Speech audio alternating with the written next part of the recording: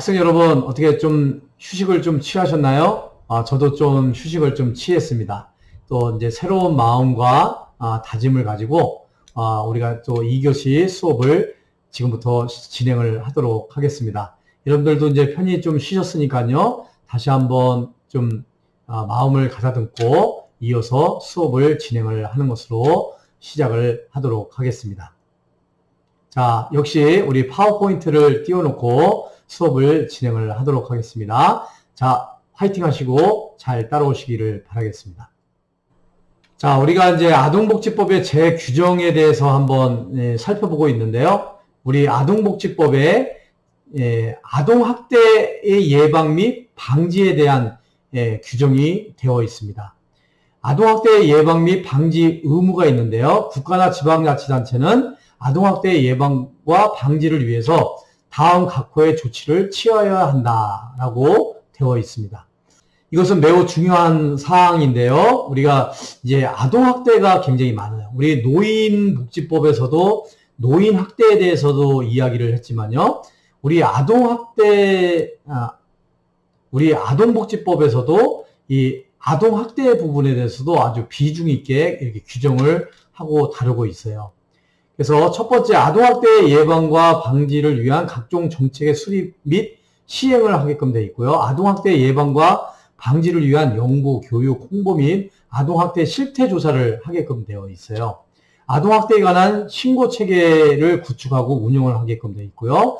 피해 아동의 보호 및 치료 및 피해 아동의 가정에 대한 지원, 또 그 밖에 대통령령으로 정하는 아동학대 예방과 방지를 위한 사안들이 이렇게 있습니다. 그래서 이러한 사안들을 우리가 규정을 하고 있고요. 우리 국가나 지방자치단체에서 적극적으로 아동학대 예방 및 방지를 위해서 노력을 할 것을 이렇게 규정이 되어 있습니다.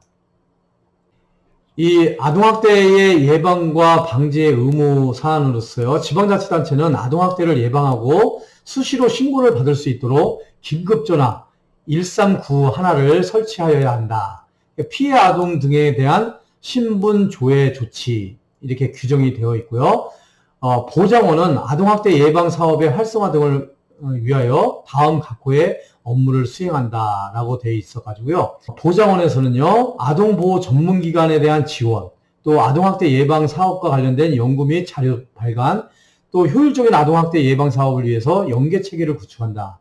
또 아동학대 예방 사업을 위해서 프로그램 개발 및 평가를 한다 등등의 이런 1번서부터 7가지 이런 사안들에 대해서 아동학대 예방과 방지의 의무를 지킬 수 있도록 이렇게 규정을 하고 있습니다.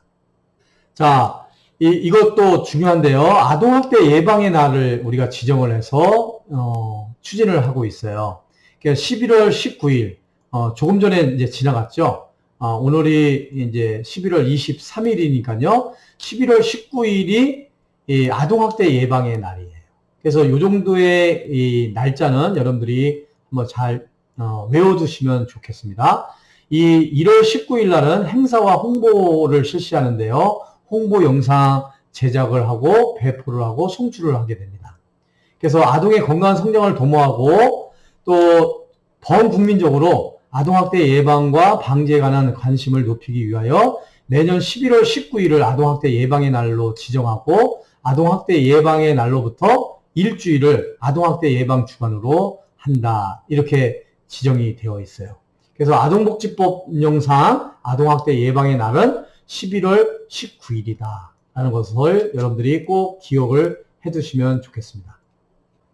자, 이 아동학대, 이 노인복지법상에서 노인학대 방지 및 예방 활동이 참 중요하듯이 우리 아동복지법상의 아동학대 예방 및 방지 사안이 굉장히 중요해요. 그러니까 노인복지법상에서도 지난 시간에 우리가 배웠던 노인복지법상에서도 노인학대 신고 의무자 조항이 있는 것처럼 우리 아동복지법상에서도 아동학대 신고 의무자에 대한 교육 사안들이 있어요. 그 관계중앙행정기관의 장은 아동학대 범죄 처벌 등에 관한 특례법 제10조 2항 각호에 어느 하나에 해당되는 사람, 그 아동학대 신고 의무자의 자격 취득 과정이나 보수교육 과정의 아동학대 예방 및 신고 의무와 관련된 교육 내용을 포함하도록 해야 되고요. 관계중앙행정기관의 장 및 시도지사는 아동학대 신고 의무자에게 본인이 아동학대 신고 의무자라는 사실을 고지할 수 있고요. 아동학대 예방 및 신고 의무와 관련한 신고 의무 교육을 실시할 수 있다라고 규정을 하고 있어요. 그래서 아동복지법령상 아동학대 신고 의무자에게 신고 의무 교육을 실시할 의무자는 1번서부터 4번에 해당이 되겠습니다. 어린이집, 또 유치원, 또 초중등교육법에 따른 학교, 그 밖에 대통령령으로 정하는 기관에서는 반드시 신고 의무 교육을 반드시 실시를 해야 된다라고 아시면 되겠습니다. 자, 다음은 아동학대 예방 및 방지 규정으로서요. 아동학대 예방 교육을 실시하게끔 되어 있습니다. 자, 아동학대 예방 교육의 실시인데요. 국가기관과 지방자치단체의 장, 또 공공기관의 운영에 관한 법률에 따른 공공기관과 대통령령으로 정하는 공공단체의 장은 아동학대 예방 및 방지를 위해서 필요한 교육을 연 1회 이상 실시하고 그 결과를 보건복지부 장관에게 제출하여야 한다. 이렇게 규정이 되어 있어요. 그래서 이제 교수님도 이번에 아동학대 예방 교육을 연 1회 실시를 해야 되기 때문에 저 같은 경우도 이번에 아동학대 예방 교육 그 동영상을 시청을 하고 학교에다가 이제 보고를 했어요. 그래서 반드시 이 아동학대 예방과 방지를 위한 필요한 교육을 연 1회 이상 실시하게끔 되어 있고요. 교육 대상이 아닌 사람은 아동보호 전문기관 또는 대통령령으로 정하는 교육기관에서 아동학대 예방과 방지에 필요한 교육을 받을 수가 있습니다. 이 점 여러분들이 참고를 하시면 되겠고요. 자, 아동학대 예방 및 방지와 관련된 규정 중에서 이 사후관리라는 게 있어요. 팔로우업이라고 그러죠. 영어로 말하면 팔로우업. 사후관리. 이 보호자원의 장 또는 아동보호 전문기관의 장은 아동학대가 종료된 이후에도 가정방문, 전화상담 등을 통해서 아동학대의 재발 여부를 확인을 해야 돼요. 또 보호자원의 장 또는 아동보호 전문기관의 장은 아동학대가 종료된 이후에도 아동학대의 재발 방지 등을 위하여 필요하다고 인정되는 경우 피해 아동 및 보호자를 포함한 피해 아동의 가족에게 필요한 지원을 제공할 수가 있어요. 이렇게 규정이 되어 있습니다. 세 번째, 보호자원의 장 또는 아동보호 전문기관의 업무를 수행하는 경우 보호자는 정당한 사유 없이 이를 거부하거나 방해해서는 아니 된다라고 이렇게 규정이 되어 있습니다. 자, 아동학대의 예방 및 방지 규정으로요. 피해 아동 및 그 가족 등에 대한 지원 사항이 이게 규정이 되어 있는데요. 보호자원의 장 또는 아동보호 전문기관의 장은 아동의 안전 확보와 재학대 방지, 건전한 가정 기능의 유지 등을 위해서 피해 아동 및 보호자를 포함한 피해 아동의 가족에게 상담, 교육 및 의료적, 심리적 치료 등을 치료 등에 필요한 자원을 제공하여야 한다. 이렇게 해가지고 강제 규정으로 규정을 하고 있습니다. 그래서 이 보호자원의 장이나 아동보호 전문기관의 장은 이 피해 아동과 그 가족 등에 대해서 지원을 할 수 있게끔 이렇게 의무 조항을 두고 있다라고 할 수가 있겠습니다. 자, 그 밖에 이제 아동에 대한 지원 서비스, 그 아동의 안전 및 건강 지원에 관한 사항을 이 아동복지법상에 이렇게 규정을 하고 있는데요. 안전기준의 설정, 아동복지시설과 아동용품에 대한 안전기준을 설정할 수 있게끔 규정을 하고 있고요. 아동의 안전에 대한 교육을 하게끔 되어 있고요. 또 아동보호구역에서의 영상정보 처리 기기 설치를 의무화하고 있습니다. 그래서 도시공원 및 녹지 등에 관한 법률에 따른 도시공원, 또 영유아보육법에 따른 어린이집, 초중등 교육법에 따른 초등학교 및 특수학교, 또 유아교육법에 따른 유치원에는 이 영상정보 처리기기, 즉 말해서 CCTV를 설치하도록 되어 있습니다. 자, 네 번째, 아동 안전 보호 인력의 배치. 순찰 활동 및 아동 지도 업무 등을 수행하는 아동 안전 보호 인력을 배치하고 활용할 수 있도록 이렇게 규정이 되어 있고요. 또 다섯 번째, 건강한 심신의 보존을 할 수 있도록 신체적 건강 증진에 관한 사안, 또 자살 및 각종 중독의 예방 등의 정신적 건강 증진에 관한 사안, 급식 지원 등을 통한 결식 예방 및 영양 개선에 관한 사안 등을 지자체 조례로 정한다라고 되어 있고요. 비만 방지 등 체력 및 여가 증진에 관한 사안들을 규정을 둠으로 인해서 건강한 심신을 보존할 수 있도록 아동복지법에 규정이 되고 있다라고 여러분들에게 말씀을 드릴 수가 있겠습니다. 자, 10번째요. 취약계층 아동 통합서비스 지원 및 자립지원 사안인데요. 취약계층 아동에 대한 통합서비스를 지원을 할 수 있도록 아동복지법에 규정을 하고 있습니다. 국가와 지방자치단체는 아동의 건강한 성장과 발달을 도모하기 위하여 대통령령으로 정하는 바에 따라서 아동의 성장 및 복지 여건이 취약한 가정을 선정하여 그 가정의 지원 대상 아동과 가족을 대상으로 보건, 복지, 보호, 교육, 치료 등을 종합적으로 지원하는 통합 서비스를 실시하도록 이렇게 규정을 하고 있어요. 그래서 이 취약계층 아동에 대한 통합 서비스 지원은 주로 지원 대상 아동과 그 가족을 대상으로 한다는 점 여러분들이 이해를 하시면 되겠고요. 아까 설명을 했지만, 전 시간에도 설명을 했지만, 지원 대상 아동, 보호 대상 아동에 대한 용어의 정의를 여러분들이 분명히 이해를 하시면 좋겠다라고 말씀을 드리겠습니다. 자, 취약계층 아동 통합서비스 지원 및 자립지원 사항으로서요, 우리 자립을 지원하도록 되어 있습니다. 국가나 지방자치단체는 보호대상 아동의 위탁보호 종료 또는 아동복지시설 퇴소 이후에 자립을 지원하기 위하여 다음 각호에 해당되는 조치를 시행한다. 이렇게 되어 있어요. 자, 우리가 아동복지법상에 아동이라 하면 몇 살부터 아동이라고 했죠? 몇 살까지를 아동이라고 했죠? 만 18세 미만의 사람을 아동이다라고 했죠. 그래서 만 18세가 지나면 이제 아동복지시설에 더 이상 거주를 하지를 못하는 거예요.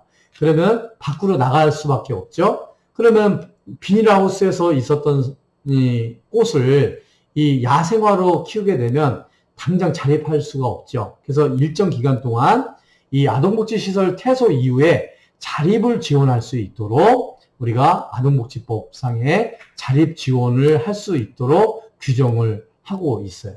그래서 자립에 필요한 주거, 생활, 교육, 취업 등의 지원, 또 자립에 관한 실태조사 및 연구, 자립에 필요한 자산의 형성 및 관리 지원, 또 사후관리 체계 구축 및 운영, 그 밖에 자립 지원에 필요하다고 대통령령으로 정하는 사안에 대해서 우리가 자립 지원을 할 수 있도록 규정을 하고 있습니다. 그래서 아동복지법 제39조에 보면요, 자립 지원 계획의 수립이라는 조항이 있어요.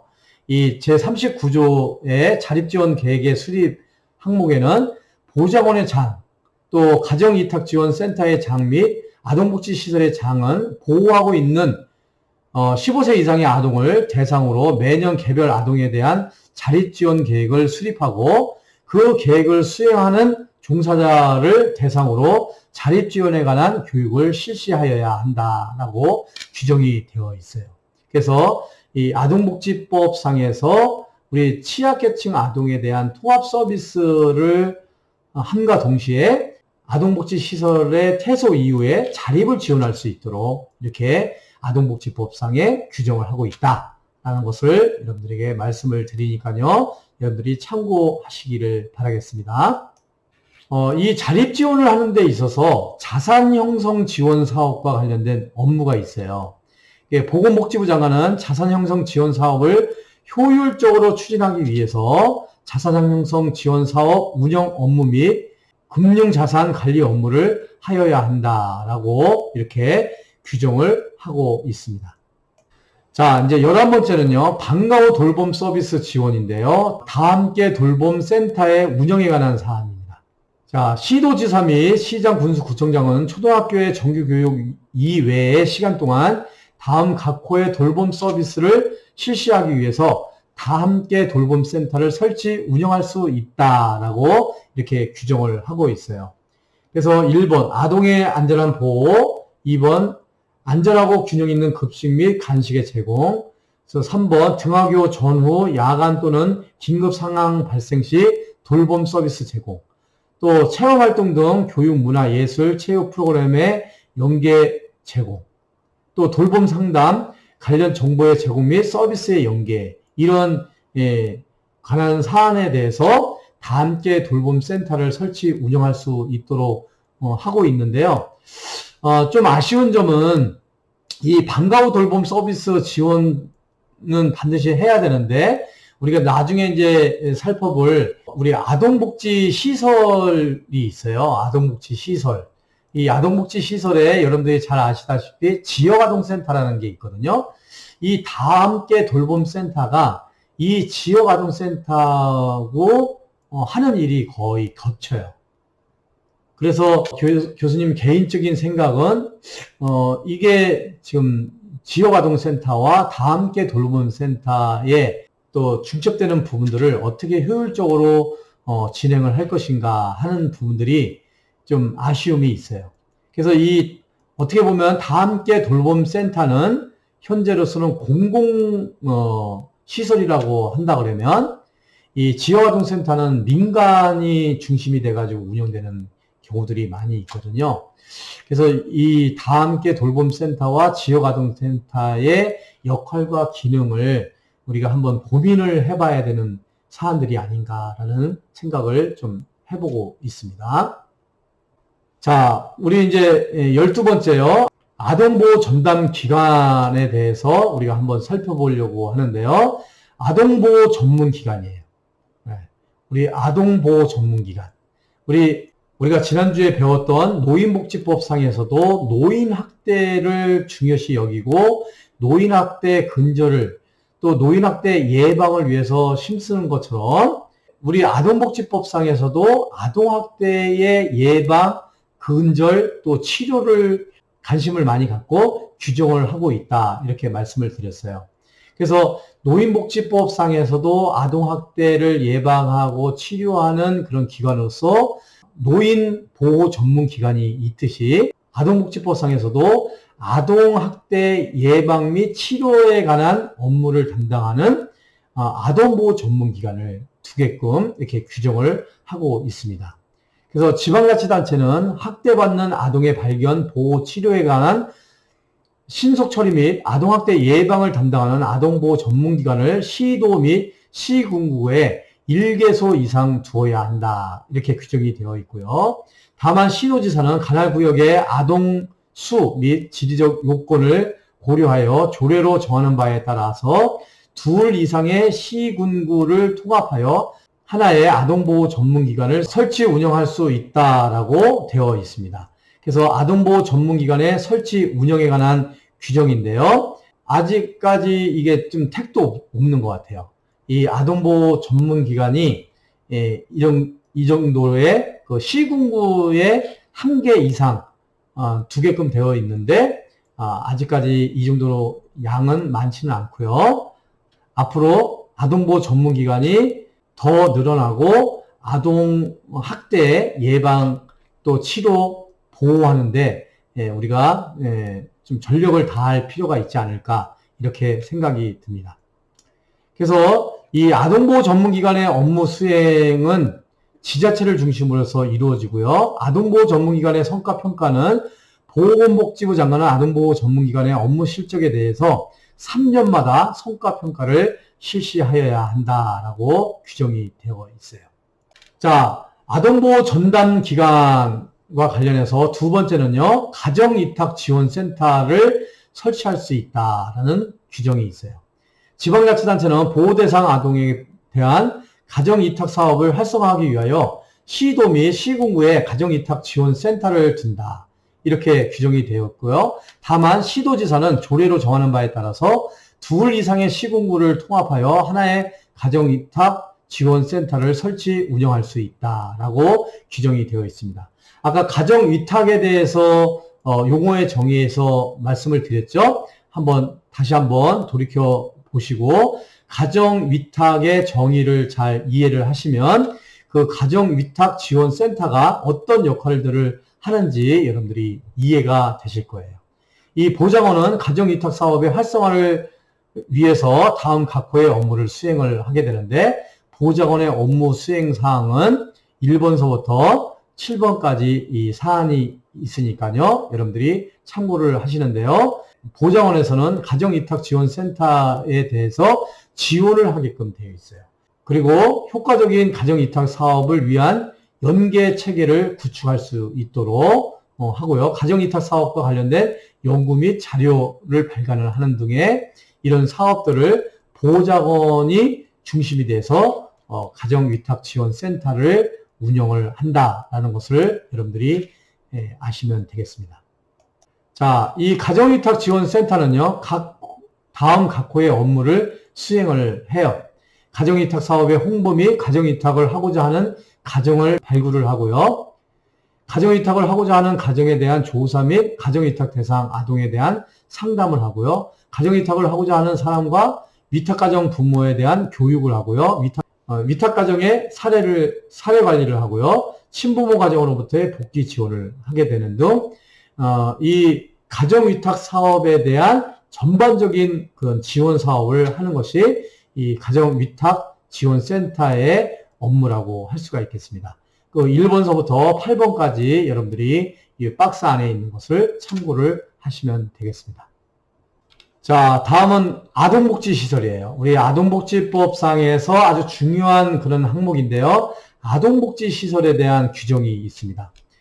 국가 또는 지방자치단체는 아동복지시설을 설치할 수 있다라고 되어 있고요. 국가 또는 지방자치단체 외자는 관할 시장 군수 구청장에게 신고하고 아동복지시설을 설치할 수 있다. 이렇게 규정이 되어 있어요. 국가 또는 지방자치단체 외자가 아동복지시설을 설치하려는 경우에는 관할 시장 군수 구청장에게 신고를 하여야 한다. 이 경우 시장 군수 구청장은 신고를 받은 경우 그 내용을 검토하여 이 법에 적합하면 신고를 수리하여야 한다. 이렇게 되어 있어요. 그래서 아동복지시설은 시도지사 관할이 아니고요. 시장 군수 구청장에게 신고를 하면은 아동복지시설을 설치할 수가 있어요. 그래서 혹시 여러분들 중에서 아동복지시설 또 사회복지시설의 설치에 대한 관심을 가지고 있는 사람들은 이 조항을 잘 이해를 하셔야 되겠습니다. 자, 3번 아동복지시설은 통합하여 설치할 수 있다. 종합시설로 설치를 할 수가 있습니다. 네 번째, 국가와 지방자치단체는 아동이 항상 이용할 수 있는 아동 전용 시설을 설치하도록 노력하여야 한다. 그래서 아동 전용 시설의 설치 제53조에 이렇게 규정이 되고 있습니다. 자, 5번이요. 아동복지시설에는 필요한 전문 인력을 배치하여야 한다. 배치하여야 한다라는 것은 강제 규정이죠. 반드시 사회복지사 전문 인력을 배치해야 되는 것이죠. 그래서 아동복지시설의 종사자 제54조에 이렇게 규정이 되어 있고요. 시도지사 또는 시장 군수구청장은 아동복지시설의 종사자의 양성 및 자질 향상을 위한 교육 훈련을 실시하여야 한다. 이렇게 해서 아동복지시설 종사자의 교육 훈련 제55조에 이게 규정이 되어 있습니다. 여러분들이 이렇게 참조를 하시면 되겠습니다. 자, 이렇게 해서 우리가 아동복지시설의 설치에 대해서 한번 살펴보았습니다. 자, 그러면 이제 우리가 두 번째 아동복지시설의 종류는 어떤 것들이 있는지 이거 이제 매우 중요하거든요. 여러분들이 이 부분을 잘 참조를 하시면 되겠습니다. 자, 아동복지시설의 종류. 첫 번째 아동양육시설이 있어요.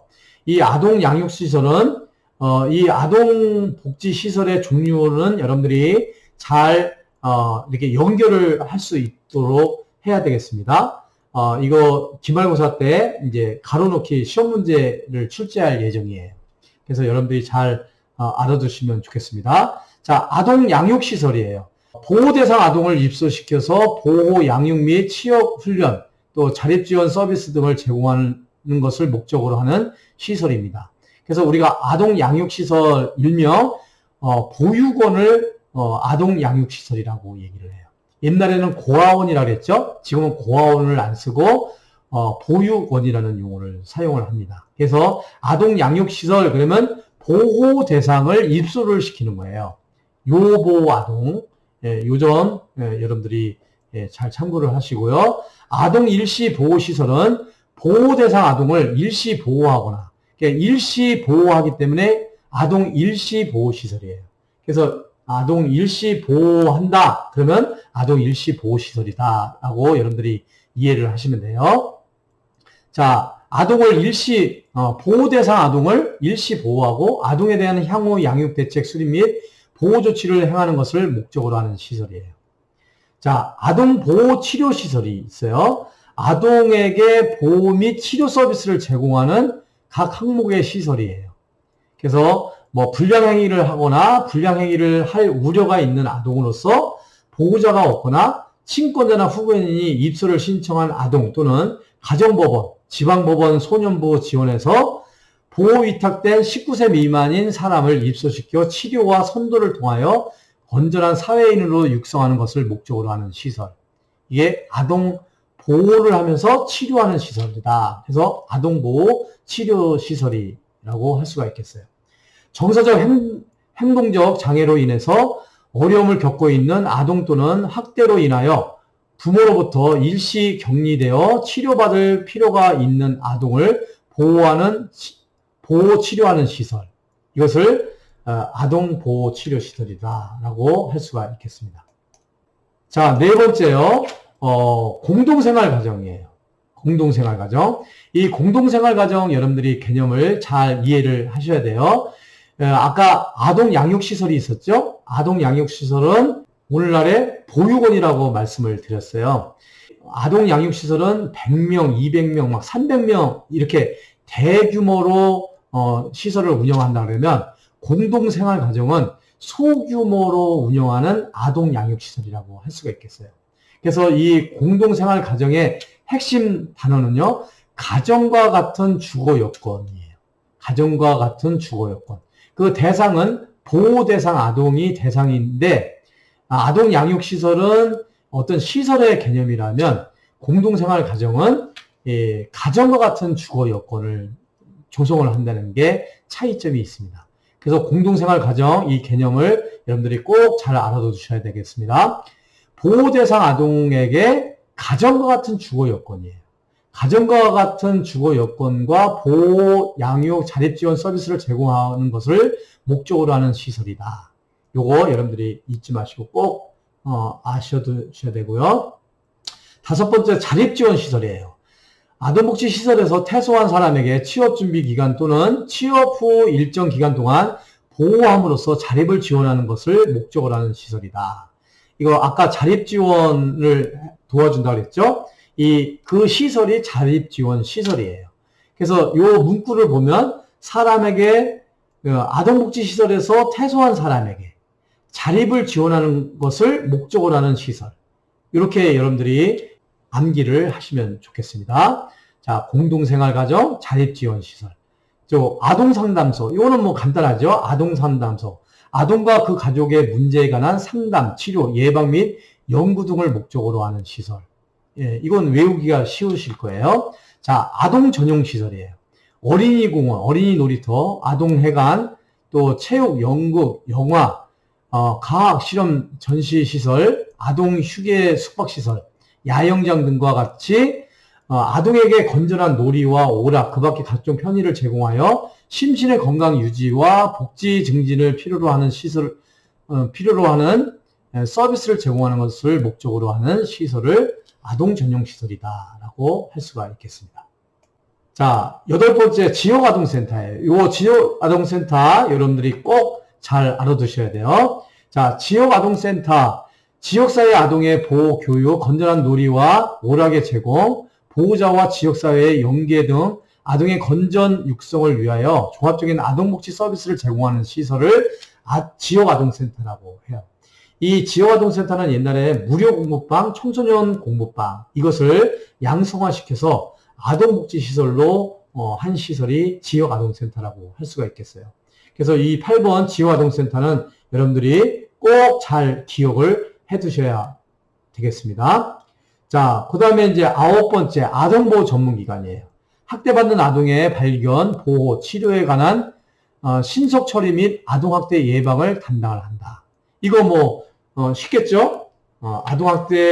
학대받는 아동의 발견, 그래서 아동보호 전문기관, 아동보호를 전문으로 하는 기관, 아동보호 전문기관이다. 이렇게 여러분들이 이해를 하시면 되겠어요. 자, 그 다음에 가정위탁지원센터인데요. 지원대상 아동에 대한 가정위탁 사업을 실시한다. 요거 여러분들이 잘 알아두시고요. 그 다음에 아동권리보장원, 아동정책에 대한 종합적인 수행과 아동복지 관련 사업의 효과적인 추진을 위해서 필요한 정책의 수립을 지원하고 사업평가 등의 업무를 수행한다. 이 아동권리보장원 요거 잘 또 기억을 해 두실 필요가 있겠습니다. 이렇게 해서 1번서부터 11번째까지 아동복지시설에 대해서 설명을 드렸는데요. 이 부분은 아동복지시설에 종사를 하던 안 하든 간에 사회복지사라면 적어도 이 정도의 11가지 아동복지시설이 있다라는 것은 기본적인 상식이니까요. 이거 꼭 아동복지시설의 종류에 대해서 여러분들이 꼭 알아두시기를 바라겠습니다. 자, 그 다음에 이제 아동복지법상의 이제 비용의 부담에 대한 규정이 되었는데요. 국가 또는 지방자치단체는 대통령령으로 정하는 바에 따라서 다음 각호의 어느 하나에 해당하는 비용의 전부 또는 일부를 보조할 수 있다. 이렇게 되어 있어요. 자, 대통령령으로 정하는 바에 따라서 그러면은 어디를 봐야 될까요? 우리가 아동복지법 시행령을 보면 어떤 부분에 대해서 우리가 비용을 부담을 하고 보조를 받을 수가 있는지에 대해서 알 수가 있는 것이죠. 그래서 이 비용 보조에 관한 것은 아동복지법 시행령을 보면 대통령령으로 대통령이 명령을 내린 거기 때문에 대통령이 명령을 내린 아동복지법 시행령을 보면 이제 어떤 부분에 대해서 비용을 받을 수가 있는지 보조를 받을 수 있는지 알 수가 있게 되겠습니다. 자, 보조구분에 반한 명령. 그러니까 국가 또는 지방자치단체는 아동복지시설의 장 등의 보호수탁자, 보장원의 장, 가정위탁지원센터의 장, 대리양육자 및 아동복지 단체의 장이 다음 각호의 어느 하나에 해당하는 경우에는 이미 교부한 보조금 전부 또는 일부를 반환을 할 수 있도록 되어 있어요. 그래서 어떤 상황이냐면 보조금의 반환 사유로서 보조금의 교부 조건을 위반한 경우에는 반환을 받게끔 돼 있어요. 거짓이나 그 밖에 부정한 방법으로 보조금의 교부를 받은 경우 이런 1번서부터 5번에 해당되는 이렇게 사안이 발생이 될 때는 보조금의 반환을 명령을 할 수 있다라고 규정을 하고 있습니다. 자, 마지막으로 이제 벌칙 조항이에요. 벌칙 조항인데 10년 이하의 징역에 취하는 경우가 있어요. 이 사회복지법상의 가장 무거운 벌칙인데요. 우리 10년 이하의 징역을 처하는 경우가 없어요. 근데 이제 이 아동복지법상에서 아동을 매매하는 행위. 이 아동을 매매하는 행위에 해당하는 행위를 한 자는 10년 이하의 징역에 처하게끔 되어 있고요. 또 10년 이하의 징역 또는 1억 원 이하의 벌금을 처하게 된 벌칙은요. 아동에게 음란한 행위를 시키거나 이를 매개하는 행위. 또 아동에게 성적 수치심을 주는 성희롱 등의 성적 학대 행위에 해당하는 행위를 한 자는 10년 이하의 징역 또는 1억 원 이하의 벌금을 처하게끔 되어 있어요. 그래서 굉장히 강력하죠. 이런 처벌 규정을 아동복지법에 두고 있습니다. 자, 5년 이하의 징역 또는 5천만 원 이하의 벌금에 처하게끔 이 파란 박스에 이렇게 규정이 되고 있는데요. 이렇게 징역이나 벌금을 물을 일이 없어야 되겠죠. 그래서 아동복지법상에서 아동복지를 위해서 이렇게 강력한 조치, 벌칙 조항을 두게 된 거예요. 대부분이 아동을 학대하고 성학대하고 한 부분에 대해서 명확하게 성매매를 하고 아동을 성적으로 학대를 하고 또 신체적으로 학대를 하고 정서적으로 학대를 하고 이런 부분들에 대해서 강력한 처벌 규정을 두었다라고 할 수가 있겠습니다. 그래서 여러분들이 이 아동복지법상에서 규정하고 있는 이 벌칙 규정을 참고를 하시면 되겠습니다.